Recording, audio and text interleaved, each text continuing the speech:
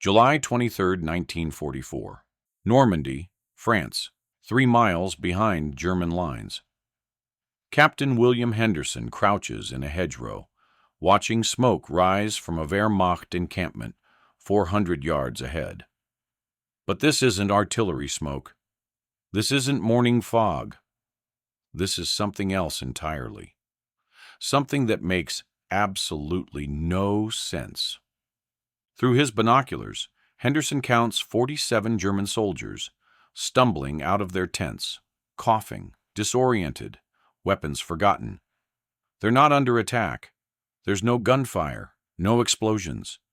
Just thick, white smoke rolling through their position.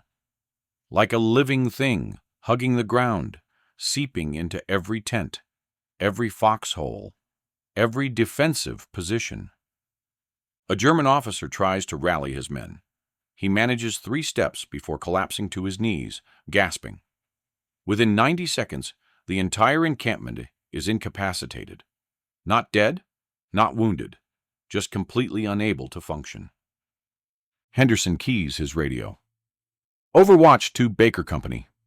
Enemy position is neutralized. I repeat, neutralized. No shots fired. I don't know what the hell just happened, but you've got a clear approach.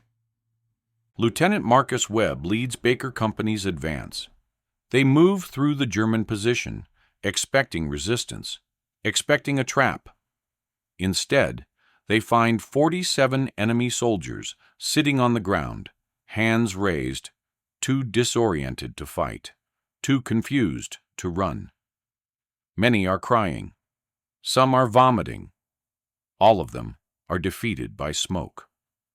Webb secures the position in 4 minutes without firing a single shot.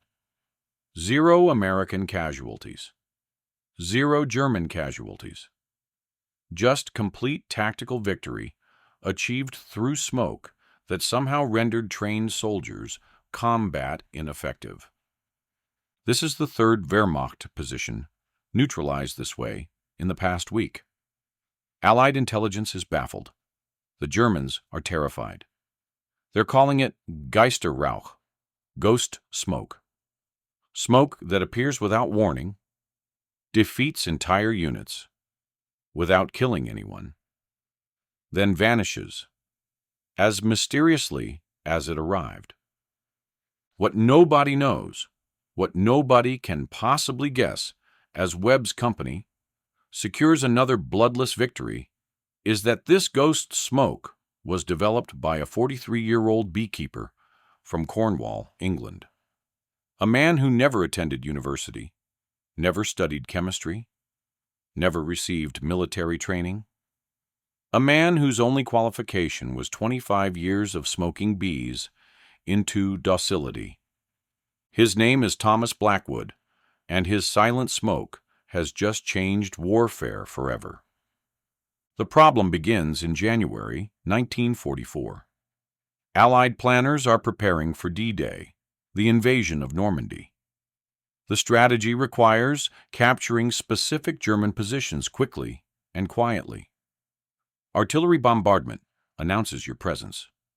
Small arms fire alerts every enemy unit within miles. But German defensive positions, bunkers, encampments, fortified villages must be neutralized before they can call for reinforcements. Traditional approaches are brutal and costly. Frontal assault on an entrenched position typically costs 3 attackers for every defender. Chemical weapons are forbidden by international convention.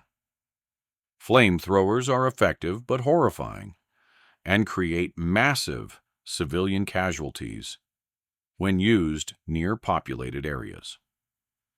At the Special Operations Executive Headquarters in London, Colonel Morris Buckmaster faces an impossible requirement from General Eisenhower's staff.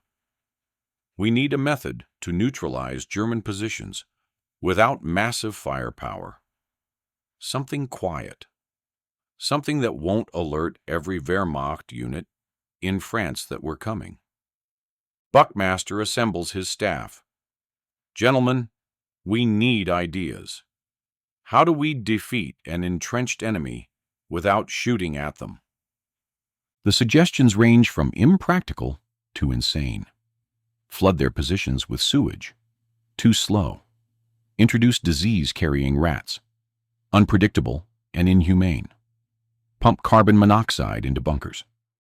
Requires equipment we don't have and time we can't spare. Major Peter Thornton, chemical warfare specialist, offers the closest thing to a solution. What about smoke, sir? Not for concealment, but for incapacitation. If we could develop a smoke formulation that temporarily disables enemy soldiers without permanent harm, we could neutralize positions without the casualties associated with direct assault. Buckmaster considers this. Standard smoke grenades don't incapacitate anyone. They just reduce visibility. Correct, sir. But what if we modified the smoke? Added compounds that affect breathing, coordination, mental clarity. Not poison gas, nothing lethal, just something that makes combat impossible for 15, 20 minutes. Long enough for our forces to move in unopposed.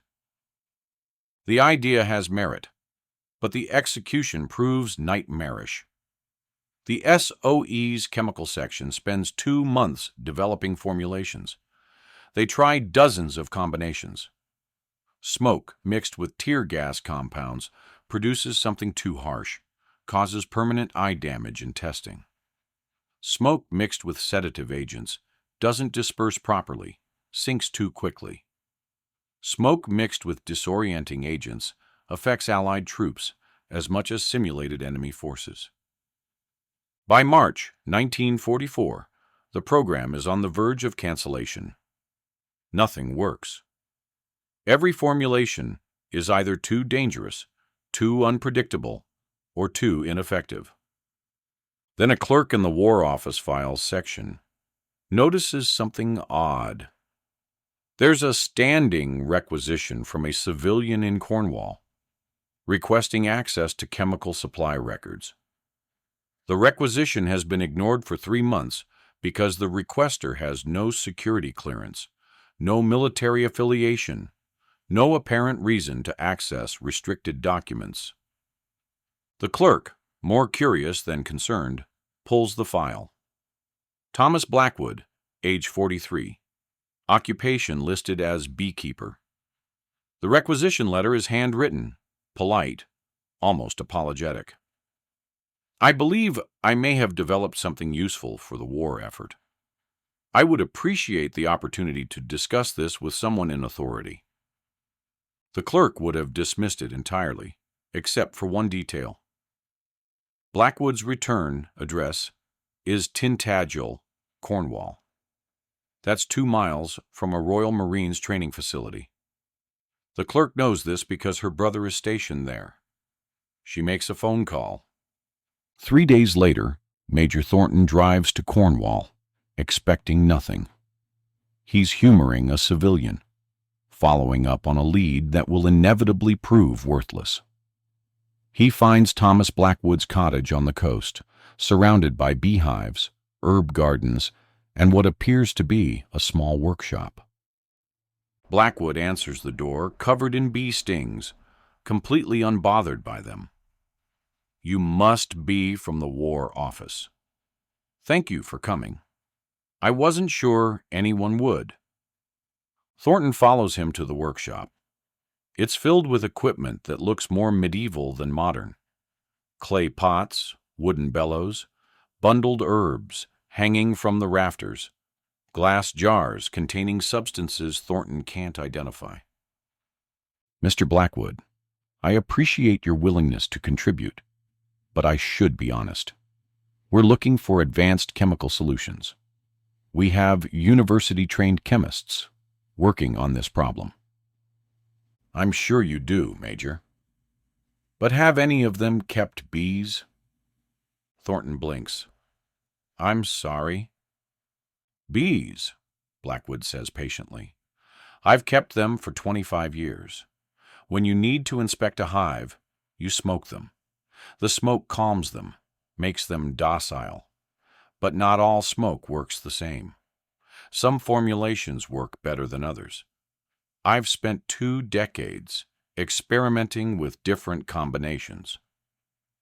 Mr. Blackwood, I don't see how smoking bees relates to military operations. Blackwood picks up a small clay pot with a narrow spout. This is a smoker. I fill it with specific materials, light them, and direct the smoke into the hive. Within seconds, tens of thousands of bees that would normally attack anything that threatens their colony become completely passive. They don't die. They don't abandon the hive. They just stop being aggressive. That's fascinating, but bees aren't German soldiers. The principle is the same, Major. You need to temporarily disable an enemy without permanent harm. That's exactly what I do with bees every day. Thornton is ready to leave. This is ridiculous. But then Blackwood lights the smoker. The smoke that emerges is unlike anything Thornton has seen. It's thick, white, almost creamy in texture. It doesn't rise like normal smoke. It spreads horizontally, flowing across the workshop floor like liquid. Standard smoke rises, Blackwood explains. Heat makes it buoyant. But I've developed a formulation that stays low. It's heavier than air. It hugs the ground, seeps into low areas. Perfect for clearing trenches, bunkers, any position where the enemy is below ground level. Thornton kneels, watching the smoke flow past him. It has an odd smell, not unpleasant, vaguely herbal. What's in it? Proprietary blend, Blackwood says with a slight smile. But I can tell you the effects. Breathe deeply. I'd rather not. You're safe, Major. This is a diluted version. Humor me. Against his better judgment, Thornton inhales. The smoke is cool, smooth, not irritating at all. Then the sensation hits. Mild disorientation. His peripheral vision blurs slightly. His thoughts slow, not dramatically, but noticeably. He feels calm, almost drowsy. Not incapacitated, but definitely not combat-ready. What did you do to me? Thornton's voice sounds strange to his own ears. Nothing permanent. You'll be completely normal in 5 minutes. But imagine if you were a soldier in a defensive position, and this smoke suddenly filled your bunker. Would you be able to effectively engage an enemy force? Thornton tries to focus. His hands are steady. He's not dizzy. But his reaction time is definitely compromised. His decision-making feels sluggish. No, he admits. I couldn't fight like this. Exactly. And I can make it much stronger. This is just a demonstration. The full-strength version renders targets completely combat ineffective for 15 to 20 minutes. Long enough for your forces to secure the position. Thornton sits down, waiting for the effects to clear. His mind is racing despite the smoke's lingering influence. If this works, if this can be weaponized, how much can you produce? Depends on materials. The key ingredients are common herbs, tree bark, certain mosses. Nothing exotic, nothing that requires industrial chemistry. I could teach your people the process in a few days. We'd need to test it properly. Controlled conditions, simulated combat scenarios. Of course, Blackwood says, but I think you'll find it works rather well. March 28, 1944. Royal Marines Training Facility, Tintagel, Cornwall. Major Thornton has arranged a demonstration. He's brought 2 observers from SOE headquarters and a squad of Royal Marines who volunteered as test subjects. The scenario is simple. 8 Marines occupy a mock bunker. Blackwood will deploy his smoke. The Marines will attempt to defend the position against an approaching force. The Marines are cocky. They're elite troops. They've been tear-gassed during training. They've fought through smoke grenades. Whatever this beekeeper has cooked up, they're confident they can handle it. Sergeant James Morrison, leading the defending force, briefs his men. This is probably some irritant. Eyes will water, you'll cough a bit. Push through it. Stay alert. Maintain defensive positions. Don't let the attacking force breach the perimeter just because of a little smoke. At 1100 hours, Blackwood positions himself upwind of the bunker. He lights 3 of his clay smokers. The white smoke begins flowing immediately, not rising into the air, but spreading across the ground like fog. The Marines watch it approach. One of them laughs. That's it? That's the secret weapon? The smoke reaches the bunker perimeter. It flows down into the trench system like water, filling every low point, every defensive position. Within 30 seconds, the entire mock fortification is engulfed. Morrison inhales the smoke. It's not irritating at all. No burning sensation, no urge to cough. Actually, it smells almost pleasant. Then his rifle suddenly weighs 40 pounds. His thoughts scatter. Was he supposed to be doing something? Something important? One of his Marines sits down, placing his weapon carefully on the ground. Another stares at the sky, apparently fascinated by the clouds. A third tries to speak, but can't quite form words. Morrison attempts to issue orders. Defend. What were we? The attacking force advances. They're wearing basic dust masks, nothing sophisticated, just cloth covering nose and mouth. It's enough. The smoke affects them slightly, but nowhere near the severity experienced by the Marines in the bunker. The attackers secure the position in 90 seconds without resistance. The defending Marines offer no opposition. Most don't even seem to notice the intrusion. The SOE observers are stunned. Colonel Marcus Webb, who flew in from London specifically for this demonstration, stares at his stopwatch. They were combat ineffective in under a minute. I've never seen anything like it. Thornton nods. The smoke settles in low positions. Anyone below, ground level, gets the highest concentration. But the really remarkable thing is how fast the effects dissipate once you're out of the smoke. On cue, the attacking force leads the defenders out of the bunker and away from the smoke. Within 5 minutes, Morrison is completely recovered, looking embarrassed and confused. What happened? I remember the smoke. And then, nothing. I couldn't think, couldn't focus. I knew I was supposed to be doing something, but I just couldn't remember what. Webb approaches Blackwood. What's in that smoke? A blend of herbs and plant materials. The primary active compounds come from certain species of moss that grow in damp caves. Local folklore says they cause confusion in people who breathe the spores. I experimented with concentrated extracts, combined them with other botanical elements that enhance the effect. Is it dangerous?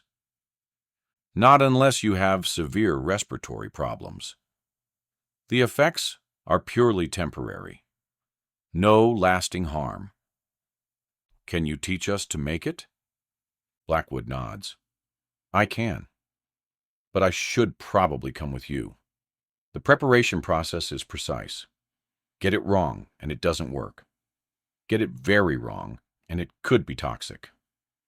Webb makes a decision.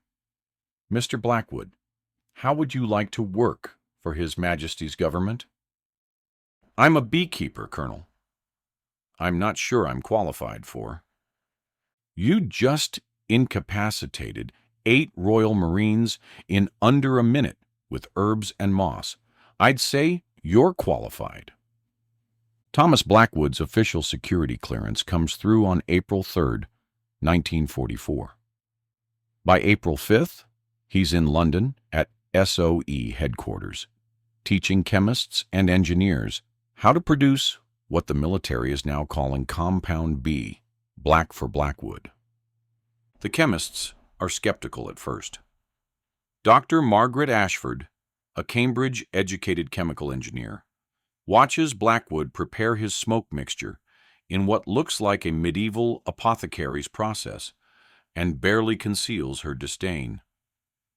Mr. Blackwood, we appreciate your initial discovery, but surely we should be analyzing the active compounds and synthesizing them properly in a laboratory setting.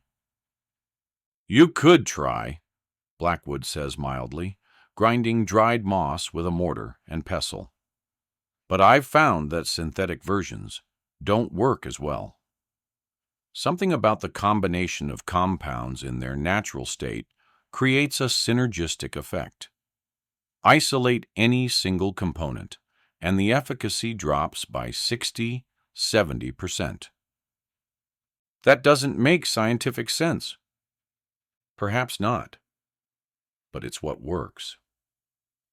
Dr. Ashford attempts to analyze Blackwood's formulation using gas chromatography. She identifies over 40 distinct organic compounds. She tries to recreate the mixture using purified versions of what she believes are the active ingredients. The resulting smoke barely affects test subjects.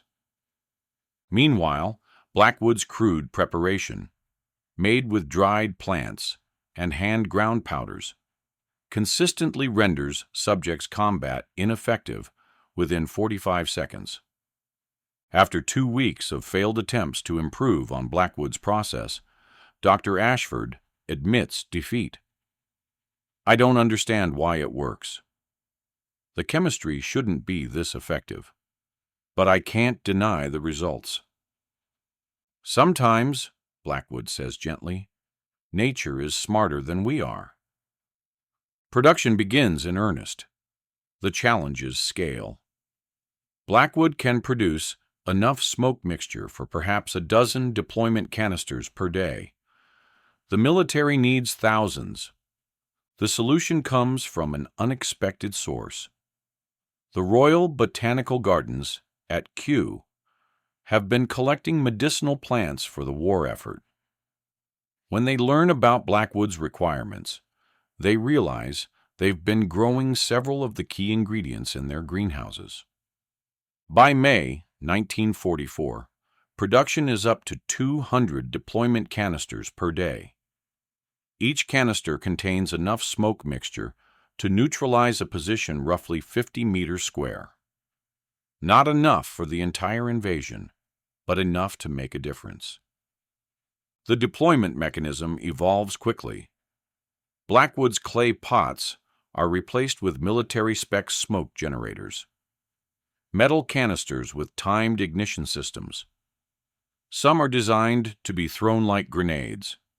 Others are larger devices deployed by specialized teams. Training begins in late May.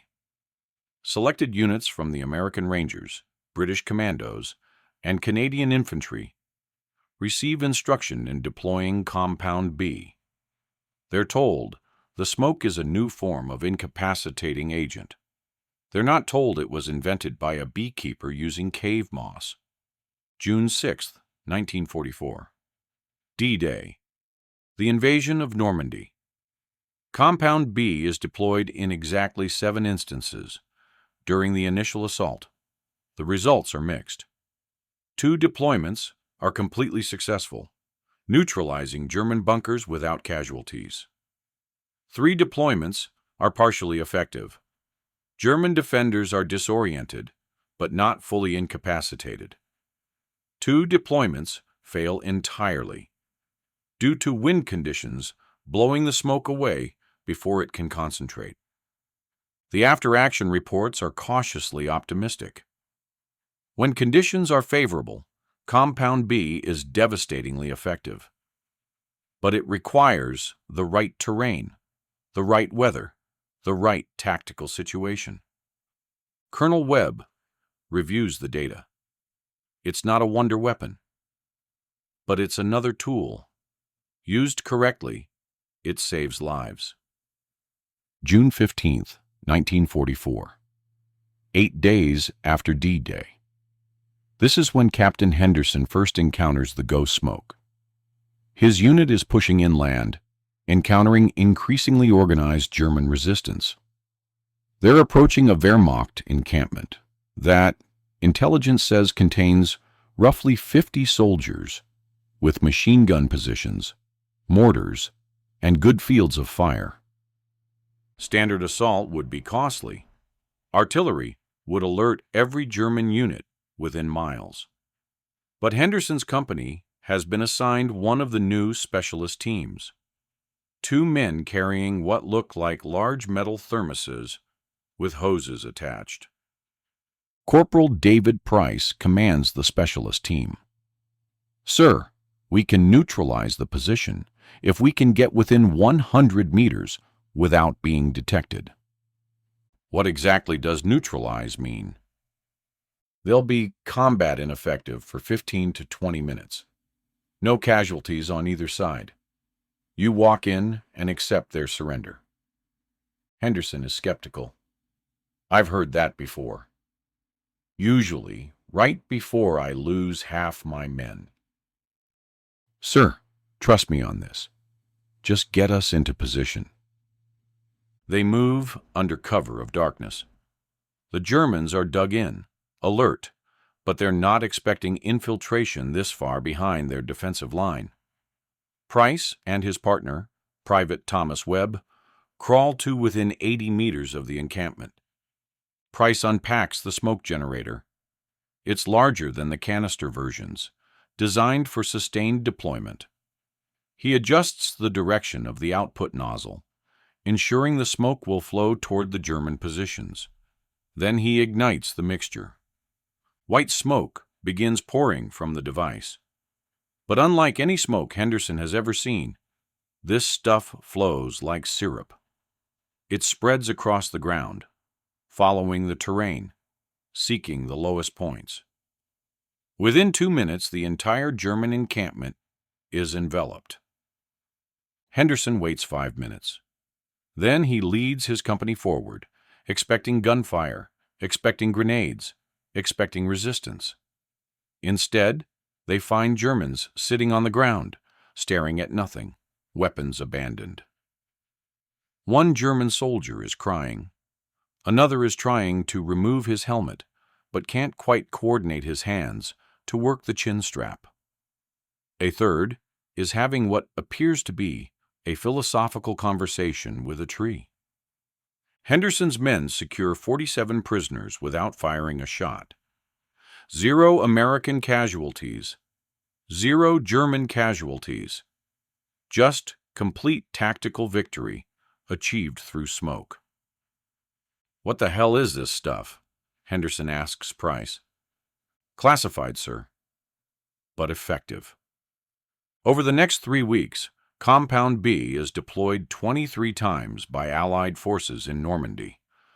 The success rate improves as teams learn optimal deployment techniques. Deploy upwind. Choose terrain where smoke will settle into enemy positions. Allow 5 minutes for maximum effect. Advance with basic respiratory protection. The Germans are baffled and terrified. They've never encountered anything like this. It's not poison gas, nobody dies. It's not tear gas, no burning or pain.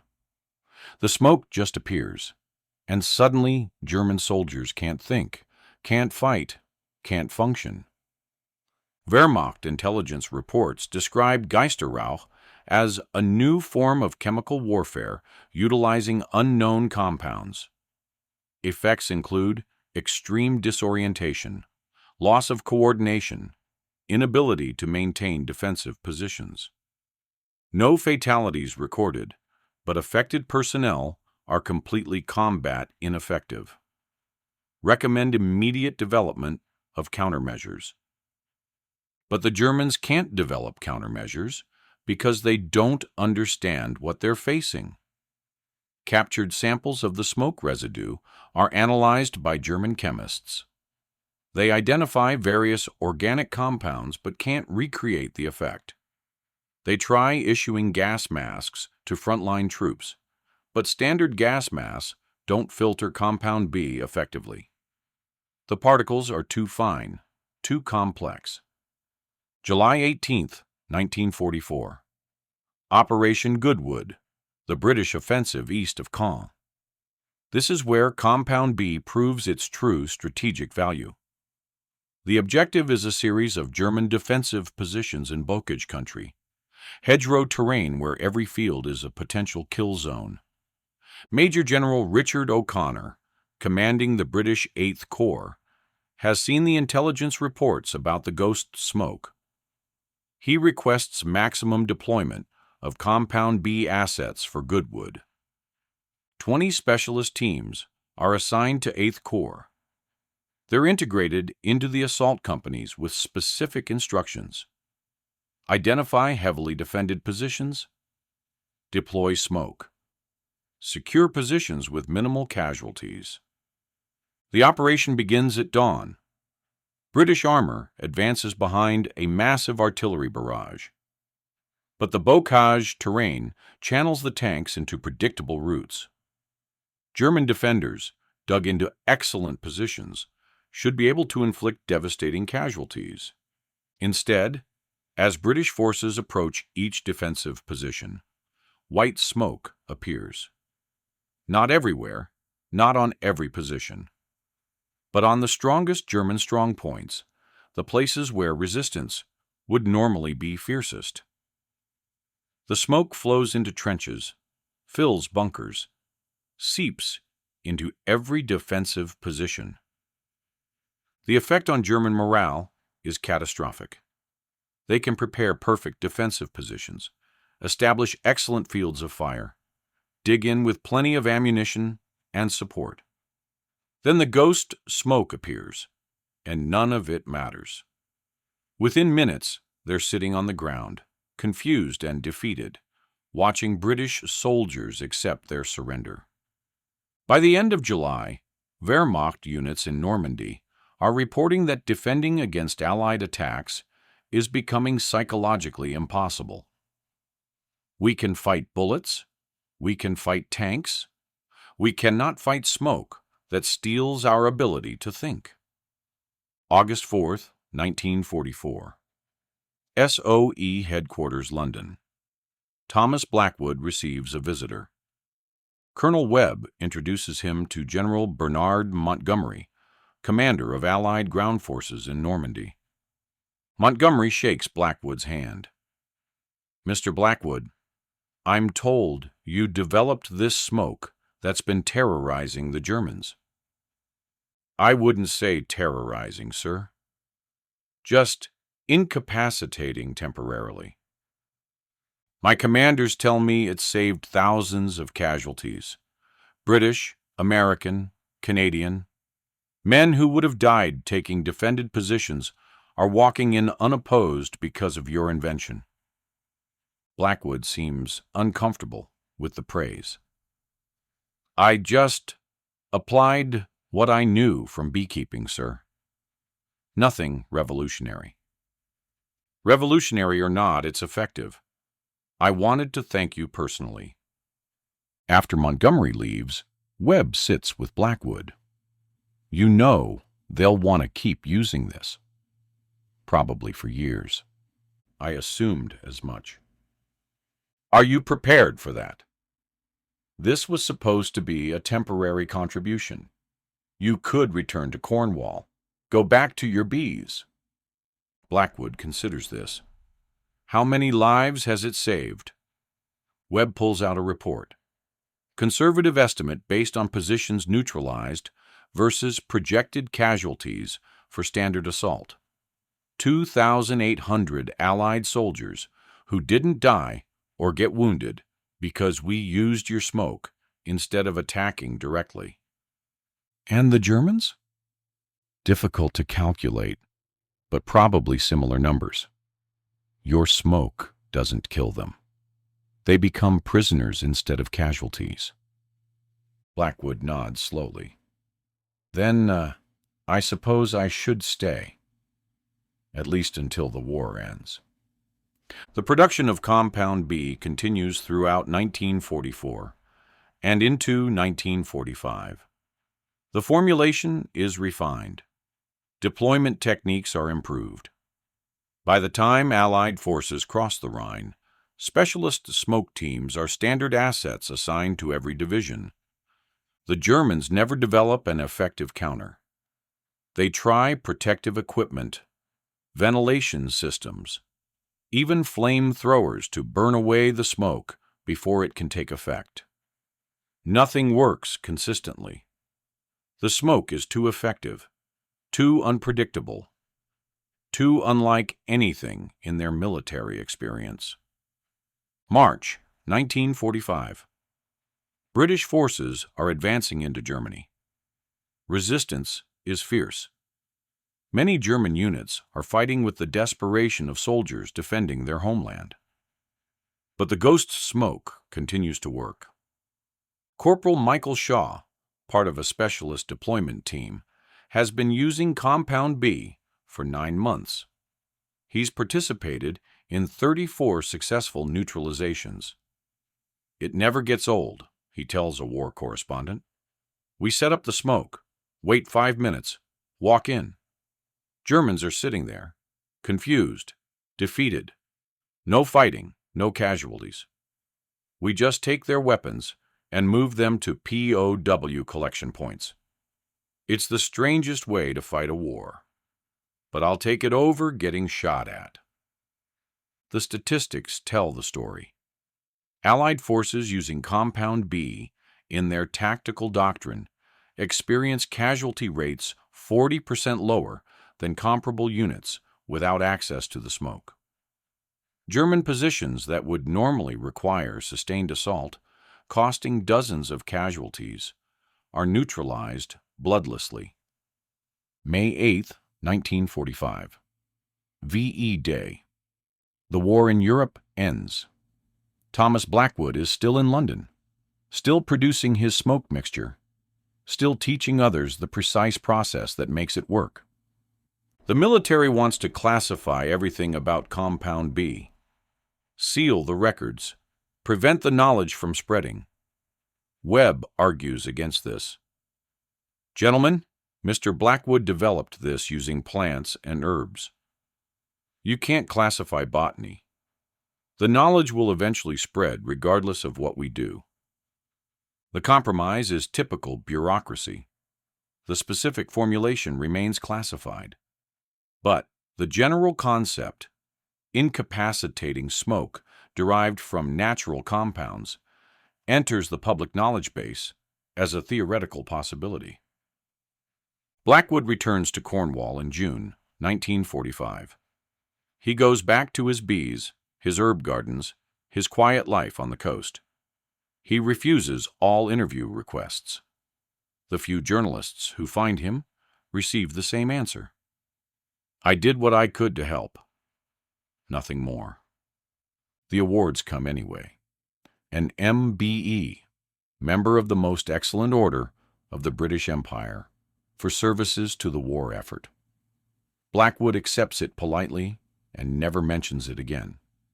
His neighbors in Tintagel know he did something important during the war, but most assume he worked in a factory or did civil defense work.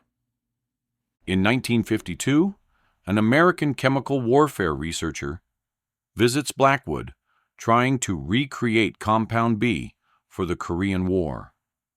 Blackwood refuses to help. That was for defending against Nazi Germany. I'm not interested in developing weapons for other conflicts. But American soldiers are dying. American soldiers will keep dying as long as America keeps fighting wars. I'm a beekeeper, not a weapons manufacturer. The researcher leaves empty-handed. The U.S. military tries to recreate compound B using Blackwood's published papers and captured samples. They achieve partial success. Their version, designated XM197, incapacitating smoke, is roughly 60% as effective as Blackwood's original formulation. They never figure out what they're missing. Thomas Blackwood dies in 1969 at age 68. His obituary in the Cornish papers mentions his beekeeping, his herb gardens, and his service during the war. It doesn't mention that his smoke saved over 5,000 lives during the liberation of Europe. The military records remain classified until 1994, when the 50-year rule forces their release. A historian researching unconventional weapons in World War II discovers the compound B files and realizes what Blackwood achieved. She tries to publish a paper about it. The Ministry of Defense requests she omit specific details about the formulation. She complies, but the general story emerges. By then, most of the soldiers who witnessed the ghost smoke are dead or elderly. A few remember. Captain Henderson, now 75 years old and living in Sussex, reads the declassified reports with amazement.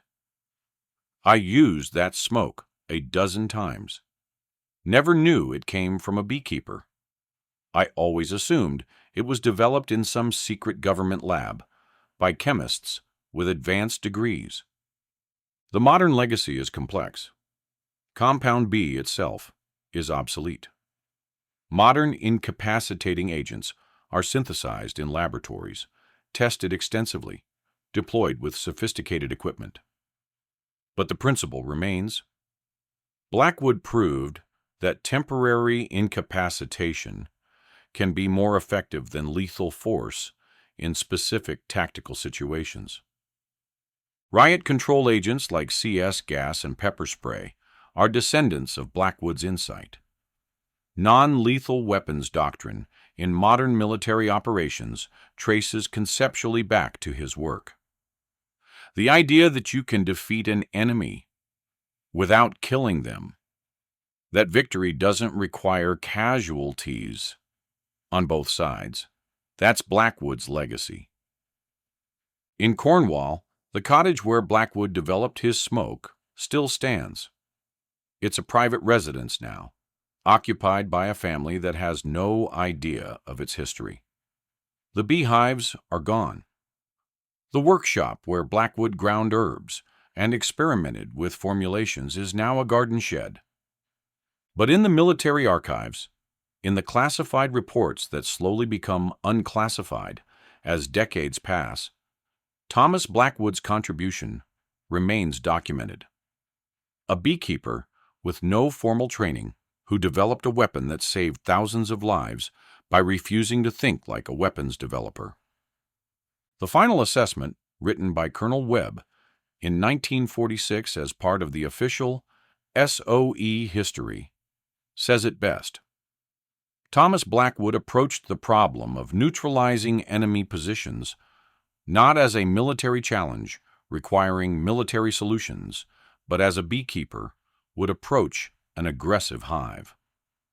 The goal was not to destroy the bees, but to calm them temporarily, just long enough to accomplish the necessary work. His smoke did exactly that for human combatants.